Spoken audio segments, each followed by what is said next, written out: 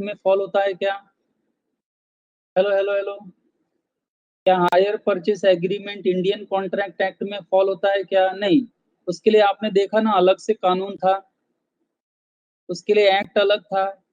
लेकिन यहाँ पे लॉ कितना क्लियरली कह रहा है कि बेलमेंट कॉन्ट्रैक्ट से रिलेटेड सारे प्रोविजंस, रूल्स, रेगुलेशंस, लॉ हमारे इंडियन कॉन्ट्रैक्ट एक्ट में ही मौजूद हैं। एंड बच्चों, अभी एक बहुत ही सिंपल डिस्टिंक्शन पर हम आ रहे हैं, which consist of hardly 3 points. सिर्फ 3 पॉइंट्स है, बेसिस ऑफ डिफरेंस है, जो सेल एंड बेलमेंट के बीच में आपको समझना है बच्चों। ठीक है, क्या लिखा देखो। सबसे पहले transfer of property. As you know, property मतलब ओनरशिप। सेल में बच्चा आपको बायट हो ही चुका है कि सेलर से बायर के पास ओनरशिप ट्रांसफर होती है सेल में। एज यू नो, सेल में क्या होता है बच्चों, सेलर बायर को गुड्स की ओनरशिप देता है, ट्रांसफर करता है। लेकिन बेलमेंट में क्या ओनरशिप ट्रांसफर होती है क्या? हाँ, बोलो बोलो बोलो बोलो। नहीं, वहाँ ओनरशिप ट्रांसफर नहीं होती, वहाँ केवल गुड्स का पोजीशन ट्रांसफर होता है कि नहीं? कुछ खास पर्पस के लिए लिखा है देखो राइट हैंड साइड में। पहले सेल पढ़ता हूँ बच्चों। The property in goods is transferred from seller to the buyer. ऐसा नहीं पढ़ता तो भी आपको मालूम था। लेकिन राइट हैंड साइड में बेलमेंट में सुनो क्या लिखा है। There is only transfer of possession, there is only transfer of possession of goods from bailor to the bailee. आ गया, दोनों शब्द आ गया बच्चों। From bailor to bailee for any reason like safe custody. मैंने वेयर हाउस कीपर का example इसलिए लिया था। आप वेयर हाउस कीपर के पास सामान क्यों रखते हो? ताकि वो सेफ कस्टडी में रहे। कैरेज, कैरेज मतलब अपना टेम्पो वाला एग्जांपल। आपने टेम्पो वाले को सामान दिया, ले जा भैया, ले जा एक एड्रेस पर।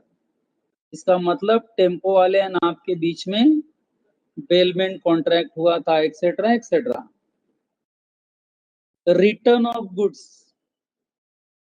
बच्चों, सेल में, कॉन्ट्रैक्ट ऑफ सेल में क्या गुड्स रिटर्न करना पॉसिबल है क्या? एक बार गुड्स सेलर ने बायर को बेच दिया तो क्या बायर गुड्स रिटर्न कर सकता है क्या? Unless and until they are defective, that is another point. But normal way में क्या बायर गुड्स को रिजेक्ट करके वापस कर सकता है क्या, एक बार सेल हो गया तो?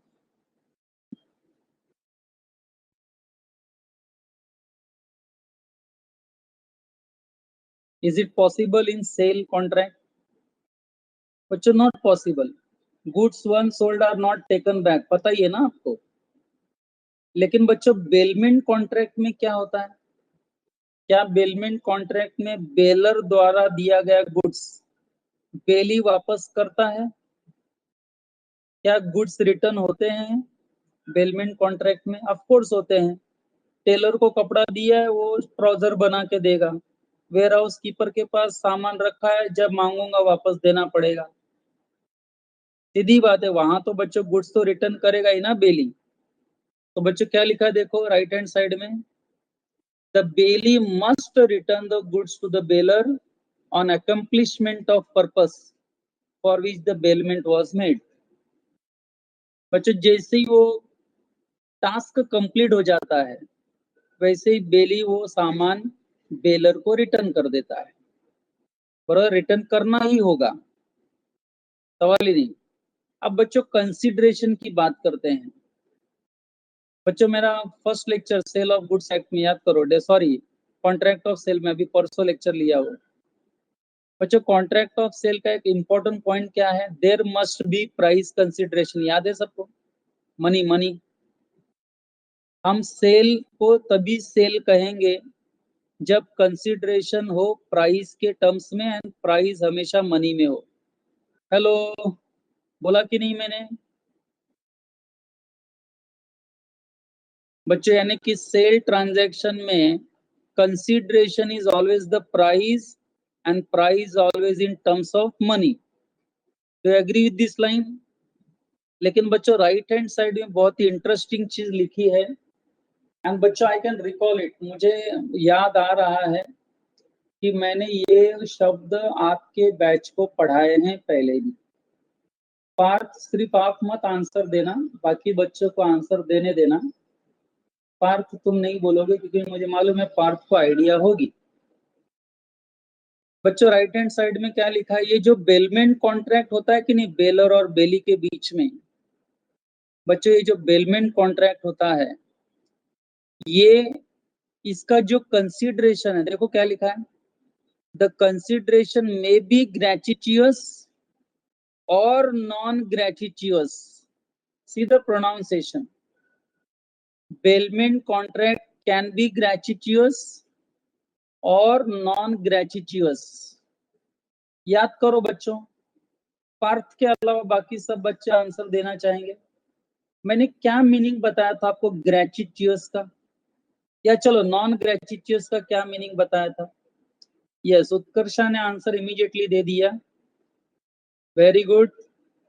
शुभ ने आंसर दिया, कुसुम, ओम, सब ने ऑलमोस्ट आई कैन रीड ओम, दिशा ने, चेतना ने, युक्ति ने, बहुत ही हितेन ने, भाविका ने, मानव ने।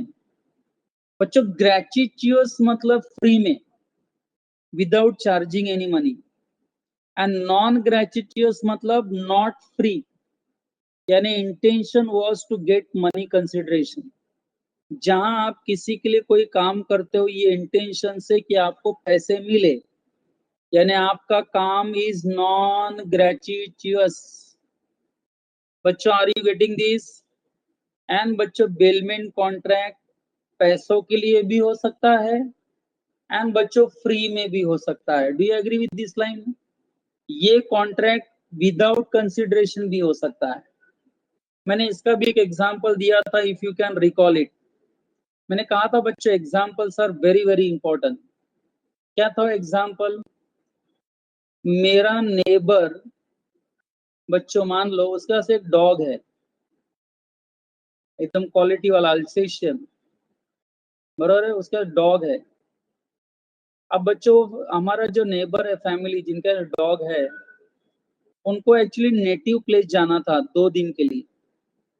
कितने दिन के लिए? 2 दिन के लिए, एंड बाय फ्लाइट जाना था। तो बच्चों जिस एयरलाइन कंपनी से वो जाने वाले थे, एयरलाइन से, वो एनिमल्स अलाउ नहीं करता, डॉग अलाउ नहीं करते वो। तब ये डॉग को 2 दिन के लिए उन्होंने क्या किया, हमारे घर पे दे दिया। तो समझा बच्चों कि गिरीश ये हमारा डॉग 2 दिन तुम संभाल के रखो, हम गांव से आएंगे तो डॉग वापस ले लेंगे अपना। तो बच्चों मैं अपना नेबर है करके तो मैंने मना नहीं किया, 2 दिन हमने उनका डॉग संभाल के रखा। बच्चों तीसरे दिन जब नेबर आए तो हमने डॉग को वापस दे दिया। तो अब बताओ क्या मैं उनसे पैसे लूं क्या 2 दिन का? हेलो, पैसे लूं क्या? नहीं बच्चों। तो बच्चों ये मेरा हमारे बीच में बेलमेंट कॉन्ट्रैक्ट था, उन्होंने वो डॉग संभाल कर रखने के लिए दिया 2 दिन के लिए, हमने एक्सेप्ट किया उसे, हमने संभाल के रखा, 2 दिन बाद हमने वापस कर दिया। लेकिन क्या इसके लिए मैं कोई चार्जेस लिया क्या मेरे नेबर से? नहीं ना। तो आप बताओ चलो मेरा एक्ट क्या था, ग्रेटिट्यूस या नॉन ग्रेटिट्यूस? आप मेरे इस एक्ट को क्या कहोगे बच्चों, ये ग्रेटिट्यूस है या नॉन ग्रेटिट्यूस? स्पेलिंग एक बार लिखो, देखो क्या डेंजर स्पेलिंग है। बहुत लोग स्पेलिंग मिस्टेक करते हैं एग्जाम में।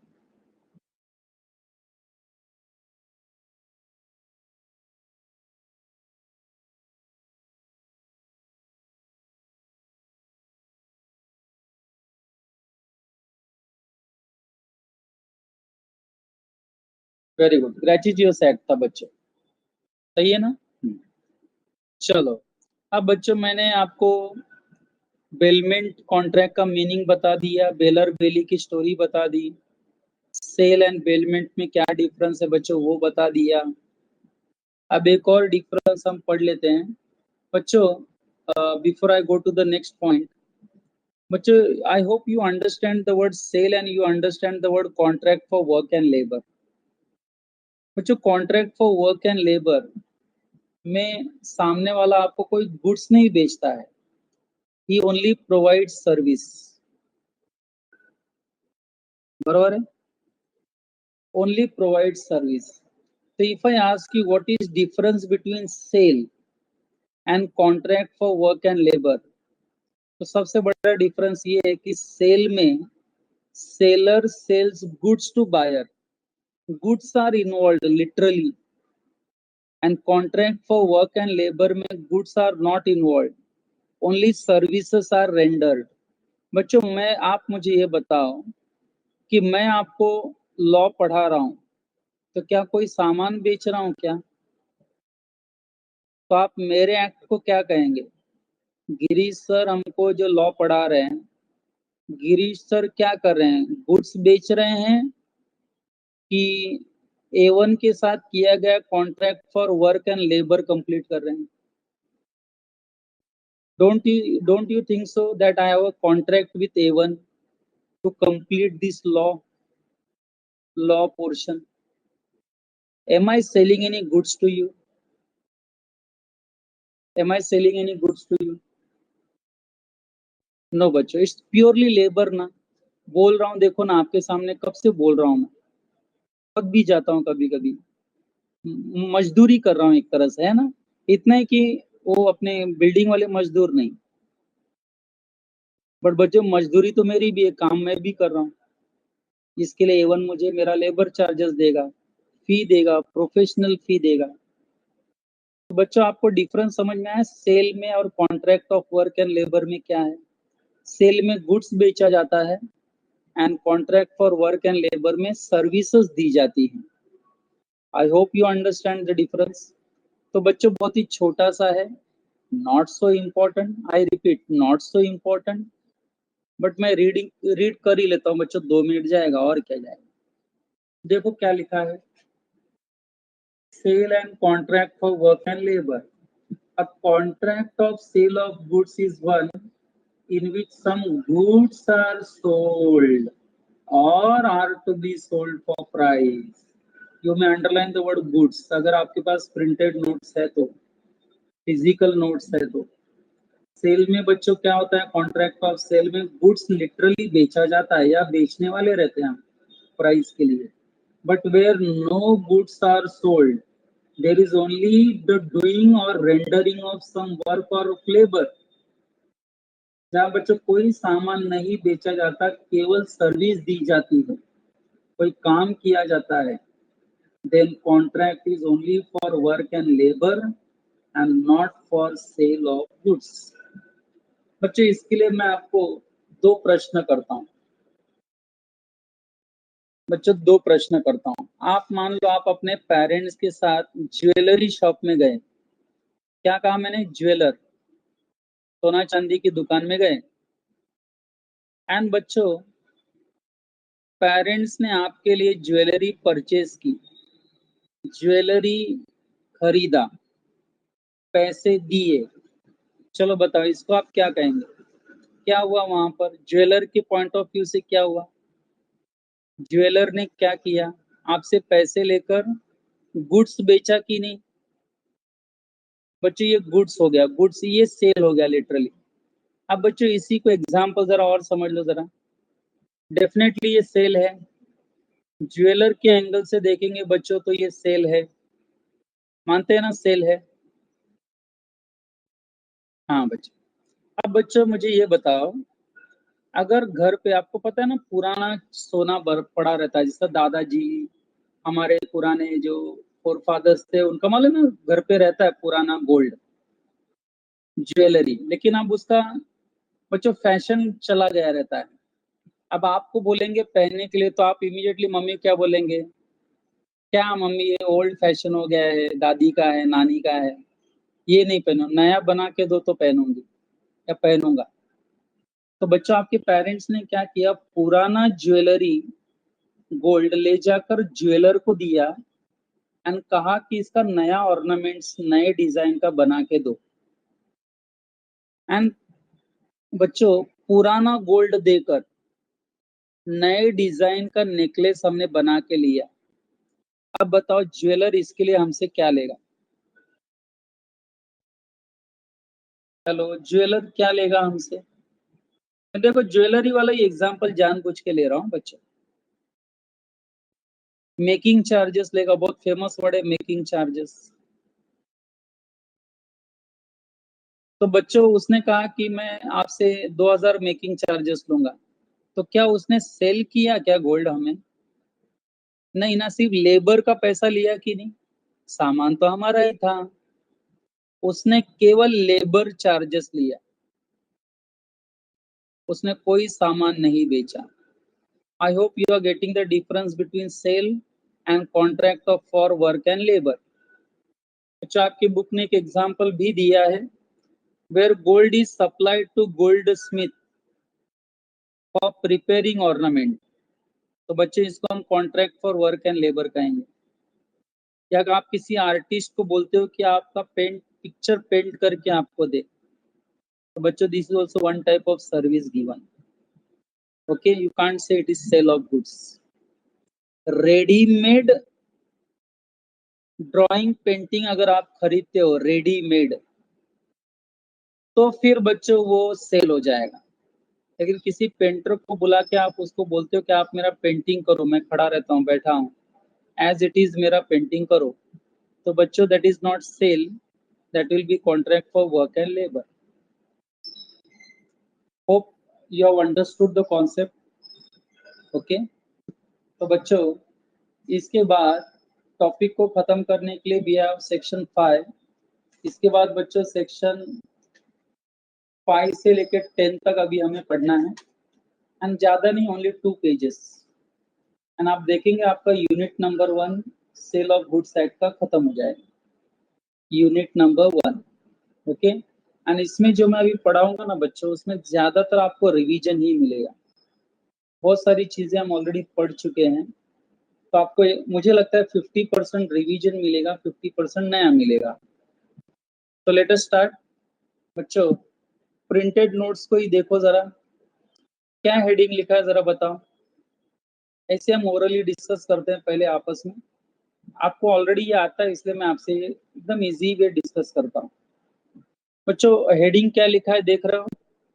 ये जो कॉन्ट्रैक्ट ऑफ सेल होता है ना, कॉन्ट्रैक्ट ऑफ सेल, जहाँ सेलर सेल करता है या एग्री करता है सेल करने का गुड्स बायर को, बराबर है, eight specified price for consideration called price. बच्चों दिखाई दे रहा है कि नहीं? हेलो, क्या हुआ, नोट्स नहीं दिखाई दे रहा है? हेलो, स्क्रीन दिखाई दे रही कि नहीं बच्चों? आवाज आ रही, स्क्रीन दिखाई दे रही? Yes, okay okay. चलो देखो बच्चों, now you tell me, wrong answer चलेगा। आप बताओ, सेलर एंड बायर के बीच में जब कॉन्ट्रैक्ट ऑफ सेल होता है कि नहीं? तो बच्चों कैसे होता है कॉन्ट्रैक्ट ऑफ सेल, कैसे हुआ होगा contract of sale? Buyer and seller के बीच में कॉन्ट्रैक्ट ऑफ सेल कैसे हुआ होगा? बच्चों दोनों में से किसी ने एक ने ऑफर दी होगी, मानते हैं?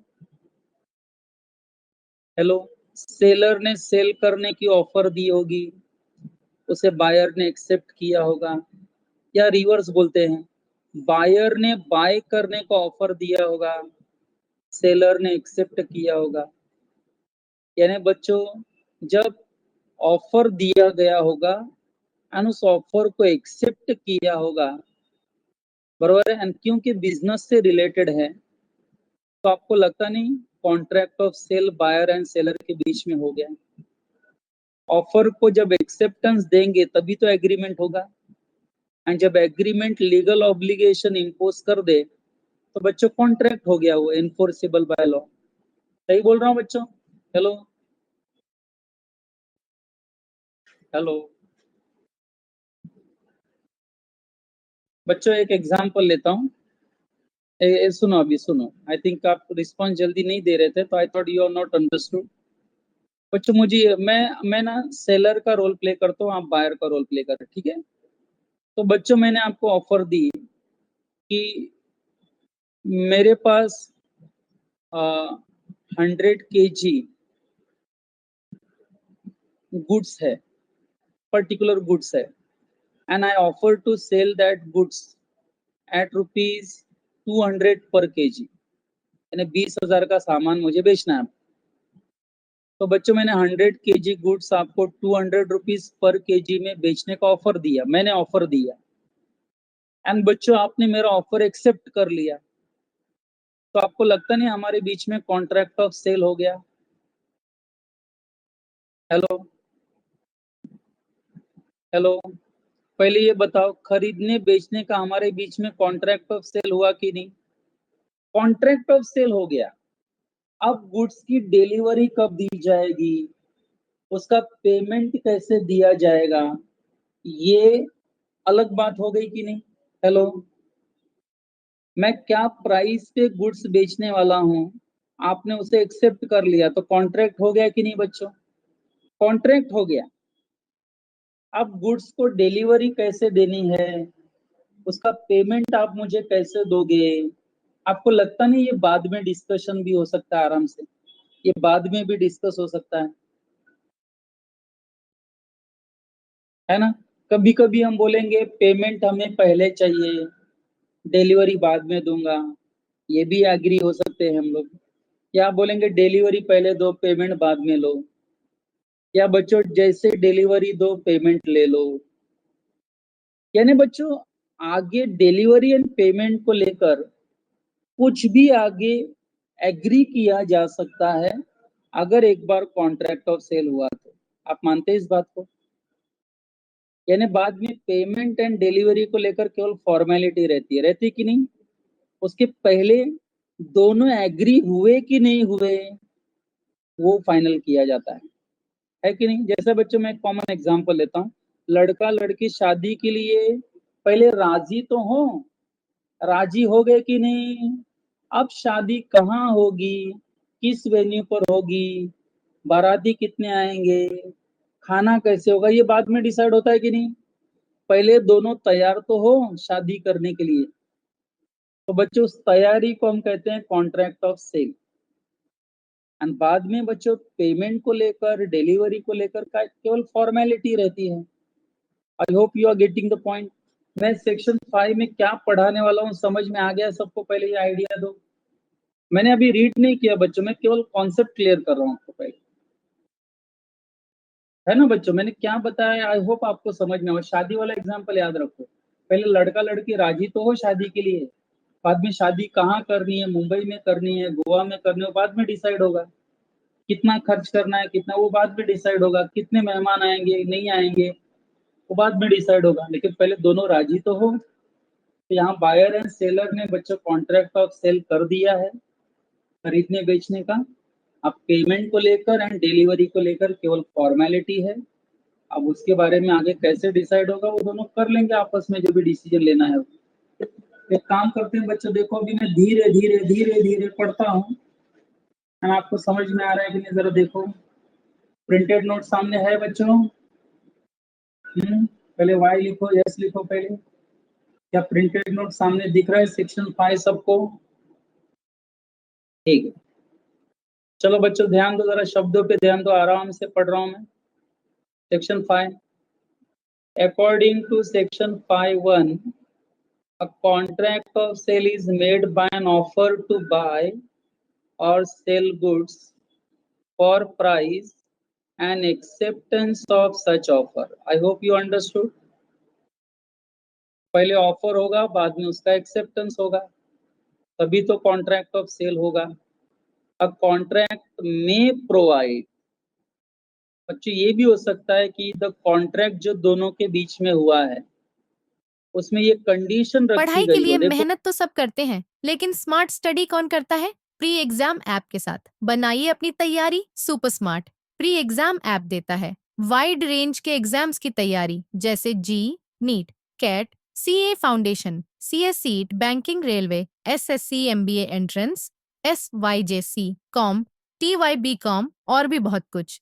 Chapter wise tests and mock tests, detailed performance analysis और अब तैयारी होगी एकदम परफेक्ट। कहीं भी कभी भी पढ़ाई करें। और एक विशाल क्वेश्चन, बैंक आपकी तैयारी को बनाए आसान। इंस्टेंट इवैल्यूएशन से तुरंत जानिए अपनी परफॉर्मेंस और पाएं पर्सनलाइज्ड फीडबैक। तो अब देरी किस बात की? प्री एग्जाम ऐप डाउनलोड करें और अपने नाम से रजिस्टर्ड करें और एक विशाल क्वेश्चन बैंक बिल्कुल फ्री और अपनी सफलता की कहानी लिखें। लिंक डिस्क्रिप्शन में है। प्री एग्जाम ऐप स्मार्ट इसमें ये तैयारी का कंडीशन साथी। रखी गई हो, देखो, द कॉन्ट्रैक्ट में provide for immediate delivery of the goods और immediate payment of the price or both, or for delivery or payment by installment, or that the delivery or payment or both shall be postponed। कुछ भी हो सकता है। मैंने क्या बताया baby बच्चों, गुड्स की डिलीवरी एंड पेमेंट को लेकर कुछ भी हो सकता है, बरोबर है।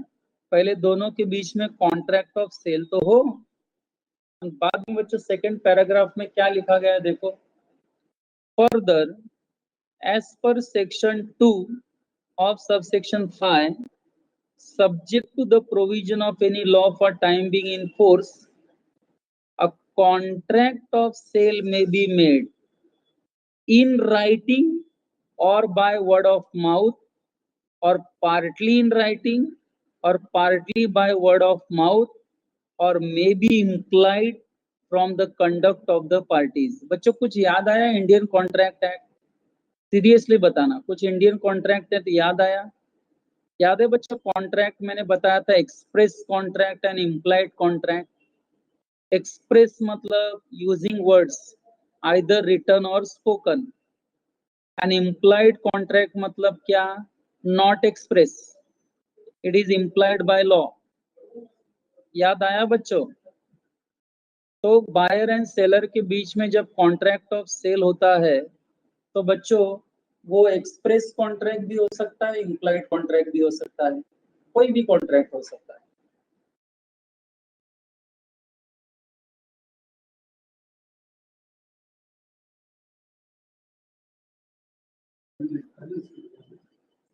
सेविंग निकाल के रख। हाँ।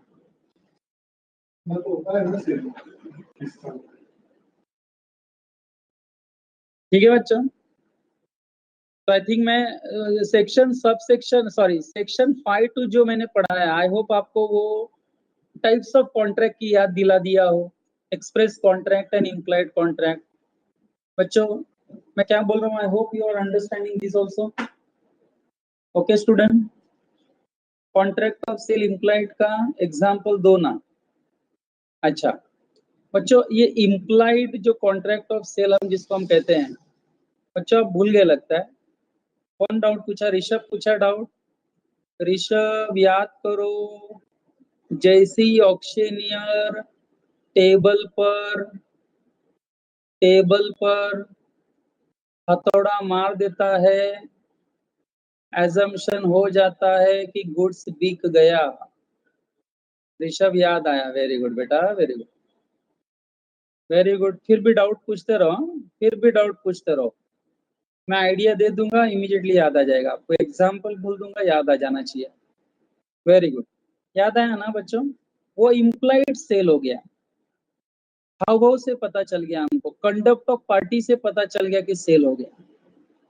किसी ने बोली लगाई, ऑक्शन ने कहा 10,001, 10,002, 10,003 एंड बोलकर जैसे हथौड़ा टेबल पे मार दिया। बच्चों टेबल पर हथौड़ा मारना ये प्रूव कर दिया कि सेल हो गया। ओके चलो, वेरी गुड। मुझे लगा कि मालूम है इसलिए मैं जरूरी नहीं समझा। इम्प्लॉयड कॉन्ट्रैक्ट जब मैंने बोला आपको तो मुझे लगा बहुत लोग को याद आ गया होगा। No problem. हाँ, डाउट ऐसा आएगा बच्चों, मैं तो कहूँगा पूछते रहो। जरा भी कंफ्यूजन हुआ, पढ़ाया तो क्या हो गया, वापस में पूछो, मैं फिर बता दूंगा आपको। चलो आगे बच्चों, अभी एनालिसिस करेंगे तो ये रीडिंग मैट्रिक्स सिर्फ है, देखो अभी अभी ऊपर जो रीड करके आया ना बच्चों, फॉर्मेलिटी है, फॉर्मेलिटी। एक बार बायर एंड सेलर के बीच में अगर कॉन्ट्रैक्ट हो गया, बच्चों ये लाइन बहुत ध्यान से सुनना क्या बोल रहा हूँ। एक बार बायर एंड सेलर के बीच में कॉन्ट्रैक्ट ऑफ सेल हो गया, बरोबर है, ऑफर से एंड एक्सेप्टेंस से, तो आपको लगता नहीं गुड्स की delivery and payment secondary objective हो जाएगा। उसके बाद गुड्स की डिलीवरी कैसे होगी, पेमेंट कैसे होगा, ये बाद में डिस्कस होता है। Don't you think so? Formality मात्र रह जाता है। हेलो, अभी अभी ऊपर वही तो डिस्कस किया बच्चों, सेक्शन 5(1) में। बस एनालिसिस का मतलब क्या, ऊपर जो पढ़ा है ना वापस वही है। एनालिसिस का मतलब क्या है बच्चों, ऊपर जो पढ़ा है ना वापस वही है। तो ये आप लोग घर पे पढ़ लेना एनालिसिस, क्योंकि कुछ नया है ही नहीं पढ़ाने के लिए, कुछ भी नहीं है बच्चों नया पढ़ाने के लिए। 5(1) एंड 5(2) में जो हमने पढ़ा ना बच्चों बस वही है। अब हम आते हैं सेक्शन 6 पर। आज मैं सेक्शन 6 कवर कर देता हूं। सेक्शन 7 से हम कल कवर डिस्कस करेंगे। ओके बच्चों, सेक्शन 6। एंड बच्चे इसमें सरप्राइजिंग बात यह है कि सेक्शन 6 में आपको पूरा का पूरा रिवीजन है। आप बोलेंगे सर कैसे रिवीजन, तो जरा 2 मिनट के लिए याद करके बताओ, गुड्स की डेफिनेशन याद है सबको? हेलो हेलो, अभी रिसेंटली पढ़ाया था गुड्स की डेफिनेशन। बायर सेलर के बाद हमने जो डेफिनेशन कवर किया था, goods means every kind of movable property. याद आया बच्चों? Goods means every kind of movable property other than actionable claim and money, and includes stock and shares, growing crops, grass or things attached to or forming part of the land, which are agreed to be severed before sale or under contract of sale। बच्चों हमने पढ़ा। फिर बच्चों recall करो, मैंने types of goods भी पढ़ा है, याद है आपको? Which are those 3 types of goods? Existing goods, future goods, contingent goods. याद आया? Existing goods, future goods, contingent goods.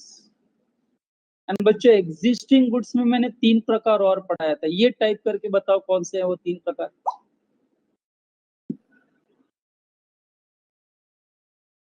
Existing goods में भी मैंने 3 प्रकार के गुड्स पढ़ाए थे बच्चों। एंड बच्चों 3 प्रकार की गुड्स क्या हैं एग्जिस्टिंग गुड्स में? Yes, I am waiting for your answer students. थोड़ा तकलीफ दो अपने आप को।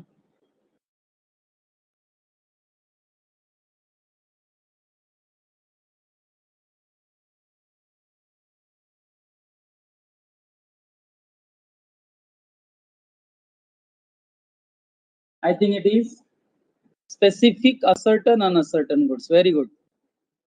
The answers which I can read from some students, very good. Specific, ascertain, unascertain goods. And hope all you have understood the point.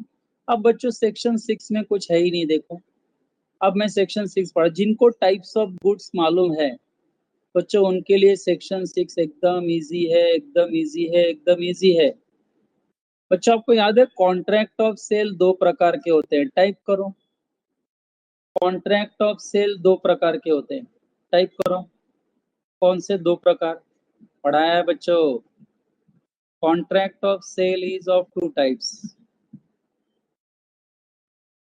मैंने क्या कहा था, रिवीजन है ना पूरा, सेक्शन 6 पूरा रिवीजन है।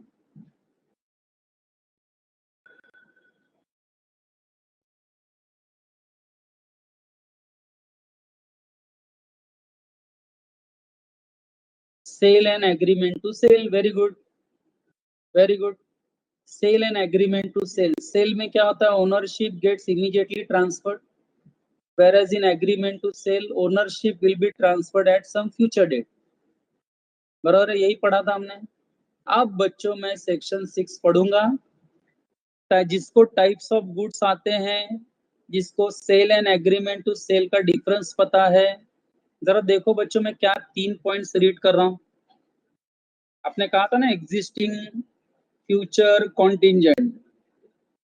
जरा देखो क्या लिखा है, हेडिंग से ही पता चल गया आपको। एग्जिस्टिंग और फ्यूचर गुड्स दोनों लिखा है, देखो एग्जिस्टिंग और फ्यूचर गुड्स दोनों के बारे में है। 1, the goods which form the subject matter of contract of sale. में either existing goods owned or possessed by the seller or future goods. बच्चों सीधी बात है, कॉन्ट्रैक्ट ऑफ सेल में जो सब्जेक्ट मैटर होता है ना, गुड्स, वो या तो एग्जिस्टिंग गुड्स हो या तो फ्यूचर गुड्स होगा। एग्जिस्टिंग गुड्स मतलब the goods which are in existence at the time of making contract, which are owned and possessed by the seller at the time of sale। And future goods contract करते समय नहीं रहता, वो बाद में बनता है। सही है ना बच्चों? तो ये तो हमको समझ में आ गया। सेकेंड पॉइंट क्या लिखा है, there may be contract for sale of goods, there may be contract for sale of goods the acquisition of which by the seller depends upon contingency which may or may not happen। अब बच्चों आप ही type करो, जैसी contingency word use किया, हो भी सकता है नहीं भी हो सकता, तो अचानक यहाँ किस गुड्स की बात होने लगी? Yes anyone? ऊपर हमने एग्जिस्टिंग एंड फ्यूचर गुड्स की बात की, दूसरे में जैसे ही कंटिंजेंसी वर्ड आया, सेलर ये गुड्स बेचेगा कि नहीं बेचेगा ये डिपेंड करता है कॉन्टिंजेंसी पर। तो अचानक बच्चों यहाँ कॉन्टिंजेंट गुड्स की याद आ जाती है। तो डोंट यू थिंक सो कि 1 एंड 2 में हमने तीनों टाइप्स के गुड्स की आइडिया वापस ले ली। हमने एग्जिस्टिंग गुड्स भी याद कर लिया, फ्यूचर गुड्स भी याद कर लिया, कंटिंजेंट गुड्स भी याद कर लिया। कंटिंजेंट गुड्स का तो बच्चों एग्जांपल भी दिया उन्होंने, देखो, a contract for sale of certain cloth to be manufactured by certain mill is valid contract. आपको याद होगा तो बच्चों मैंने कॉन्टिंजेंट कॉन्ट्रैक्ट जब पढ़ाया था तो उस वक्त भी मैंने पढ़ाया था कि all contingent contracts are generally valid. याद है? All contingent contracts are generally valid, पढ़ाया था ना बच्चों? यस, तो वही लिखा है देखो, a contract for sale of certain cloth to be manufactured, अभी मैन्युफैक्चर्ड नहीं हुआ है। अगर particular mill certain cloth manufacture कर देता है तो वो आपको बेचा जाएगा, यानी नहीं करता है तो नहीं बेचा जाएगा। बच्चों this is of course a contingent contract, and इसके अंदर जो क्लॉथ की बात हो रही है वो कॉन्टिंजेंट गुड्स होगा, एंड जिस कॉन्ट्रैक्ट की बात हो रही है बच्चों वो कॉन्टिंजेंट कॉन्ट्रैक्ट है। चलो तीसरा जो पॉइंट है बच्चों सेक्शन 6 को खत्म करने के लिए, बच्चों ये बहुत ही इंटरेस्टिंग पॉइंट है कि क्या लिखा है जरा देखो, where by contract of sale, where by contract of sale the seller purports मतलब क्या? विश, विश करता है, अगर उसका विश ये है सब थोड़ी, सेलर सेलर परपोर्ट्स, जहां सेलर विश करता है, उसकी डिजायर है, बोलते हैं ना हम लोग, हाँ, where by contract of sale the seller purports to effect a present sale. Line देखो बच्चों, to effect present sale of future goods, मतलब हम प्रेजेंट टाइम में कॉन्ट्रैक्ट कर रहे हैं फ्यूचर गुड्स के लिए, जो फ्यूचर में मैन्युफैक्चर होगा। कुछ समझा लाइन? तो बच्चों बताओ, आज मैं आपके साथ कॉन्ट्रैक्ट करता हूं फ्यूचर गुड्स के लिए, आज मैं बैठकर आपके साथ कॉन्ट्रैक्ट करता हूं फ्यूचर गुड्स के लिए, तो बताइए मैं आपको सेल कर रहा हूं कि ये एग्रीमेंट टू सेल है? बहुत ध्यान से आंसर देना, क्या पूछा मैंने। आज आपके साथ बैठकर मैं फ्यूचर गुड्स का कॉन्ट्रैक्ट करता हूं, इसका मतलब हमारे कॉन्ट्रैक्ट को आप सेल कहेंगे कि एग्रीमेंट टू सेल कहेंगे? क्या कहेंगे?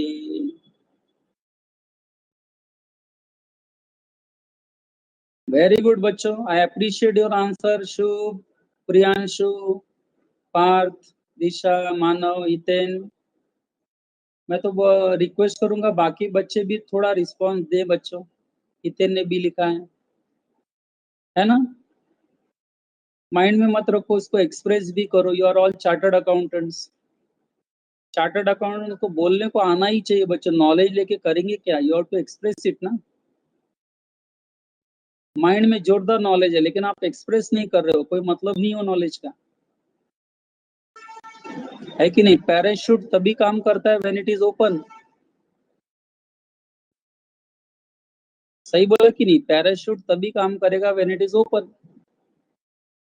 You should be open to give the answer student, you are chartered accountants. आप मानो या ना मानो, मैं मानता हूं कि आप सीए हो, मैं सीए लोगों से ही बात कर रहा हूं बैठ के। Yes student, definitely. तो बच्चों तीसरा लाइन मुझे लगता है कि आपको 100% क्लियर होगा बच्चों। देखो क्या लिखा है, बहुत ही प्यारा लाइन है, देखो। Where by contract of sale the seller purports to effect present sale of future goods, the contract operates as an agreement to sell the goods. उस कॉन्ट्रैक्ट को agreement to sell the goods समझने का, cell of goods नहीं, क्योंकि future goods बनने के बाद ही तो ओनरशिप ट्रांसफर होगी ना। अभी जब हमारे सामने गुड्स है ही नहीं तो हम ओनरशिप कैसे दे सकते हैं जो है ही नहीं। सीधा सा लॉजिक है। फ्यूचर गुड्स आ गया बच्चों तो हमेशा उसको एग्रीमेंट टू सेल ही बोलने का। तो बच्चों मैं सेक्शन 6 तक पढ़ाने का मेरा आज टारगेट था, which I have completed. I hope you have understood my lecture today also. बच्चों कल मिलते हैं हम लोग, अभी थोड़ा जा रहे हैं, आराम से हो रहा है, ज्यादा रिवीजन का जरूरत नहीं पड़ना चाहिए। If you are understanding the 100% concept, बस एक बार रीडिंग करो अच्छे से, 100% बैठ जाएगा माइंड में। And try to write it in your own word student. Okay, थोड़ी राइटिंग प्रैक्टिस रखो। देखो लास्ट 2-3 लेक्चर से मैं रोज बोल रहा हूँ कि आप राइटिंग प्रैक्टिस 15-20 मिनट के लिए रोज करिए। एक क्वेश्चन ले लीजिए, बना लीजिए एंड खुद ही आंसर लिखिए उसका। ठीक है बच्चों, जितना रिकॉल होता है उतना लिखिए। तो बच्चों मैं आज स्टॉप कर रहा हूँ यहाँ तक, कल मिलते हैं हम लोग लेक्चर में। अब एक नया सेक्शन हम पढ़ सकते हैं लेकिन जाने दो, वहाँ टाइम जाएगा। हाँ उत्कर्ष, कोई डाउट है तो बोलो, मैं डाउट के लिए रुकता हूँ। चलो अब डाउट के लिए रुकता हूँ आपके। यस, फ्राइडे का पोर्शन, अच्छा फ्राइडे को एग्जाम है क्या? अच्छा मैं ध्यान से उतर गया, देखो मेरा। फ्राइडे को जो पोर्शन होगा बच्चों वो सब्जेक्टिव है ना, लिखने का ही है ना पूरा। हाँ मैंने क्लासेस को बताया था। हेलो बच्चों, फ्राइडे का पोर्शन है पूरा इंडियन कॉन्ट्रैक्ट एक्ट। सभी बच्चे सुन रहे हैं? फ्राइडे का पोर्शन है आपका पूरा इंडियन कॉन्ट्रैक्ट एक्ट, एंड वो भी सब्जेक्टिव है ना, पूरा लिखना है, नो एमसीक्यूज। एम आई राइट? हेलो स्टूडेंट, एम आई राइट कि आपको सब्जेक्टिव क्वेश्चन है वो? सही बोल रहा हूँ कि एमसीक्यूज बोला गया है आपको? मैंने एमसीक्यूज अभी नहीं बोला है, उनको सब्जेक्टिव लेने के लिए बोला है। पार्थ क्या बोला है? उत्कर्षा सब्जेक्टिव लिखा है ना? क्या लिखा है? आपको मैसेज आया होगा, बोला नहीं है अब तक? अच्छा अच्छा, तो मैं बोल देता हूँ, चलो मैंने बोला था मैडम को भेजने के लिए। बराबर है बच्चों, it will be subjective. Question answers लिखने हैं आपको। यस, नहीं नहीं, वो लिखने का प्रैक्टिस होना ही चाहिए, मैंने पहले ही बोला था।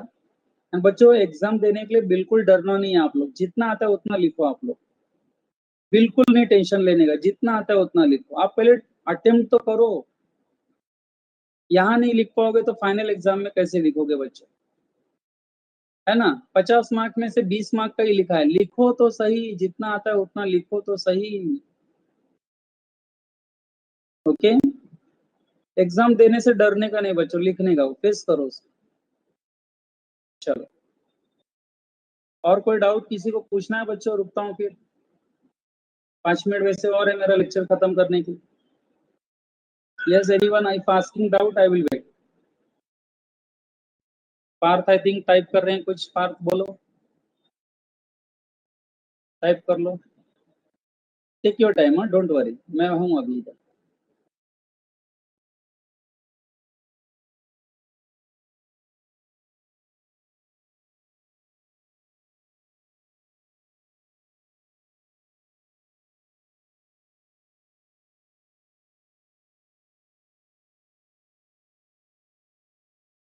Hire purchase agreement is an example of agreement to sell. Yes, you can give that. Yes, but Partha यहाँ पर मैं आपको थोड़ा रोकूंगा. क्यों मैं ऐसा नहीं बोलता हूँ? ये एग्रीमेंट टू सेल में हायर परचेज को क्यों कवर नहीं किया? आई थिंक रीजन आपको अभी पार्थ समझ में आ जाना चाहिए. Hire purchase does not fall under sale of goods act, यानी वो कॉन्ट्रैक्ट का हिस्सा है ही नहीं. आप समझिए कि नहीं? वो सेल ऑफ गुड्स एक्ट में फॉल होता ही नहीं है. उसके लिए अलग से एक्ट है, मालूम है ना Parth? Hire purchase act 1975. It does not come under sale of goods act, and that is the reason hire purchase agreement को हम एग्रीमेंट टू सेल में नहीं डाल सकते. Yes, your thinking is right, क्योंकि ownership is transferred at some future date on payment of last instalment. Sir, हम hire purchase को agreement to sell बोल सकते हैं क्या? यस, आप बोल सकते हो, लेकिन मत बोलो, क्योंकि दोनों अलग अलग लॉ का हिस्सा है. पार्थ समझे क्या? हेलो पार्थ, आप सोच रहे हो एकदम सही है, लेकिन आपको ये लिखना नहीं है कहीं. याद रखो. Yes, otherwise your thinking is in right direction. Very good. Okay, तो बच्चों शैल वी स्टॉप ना? कल मिलते हैं बच्चों, एब्सेंट नहीं रहने का किसी ने.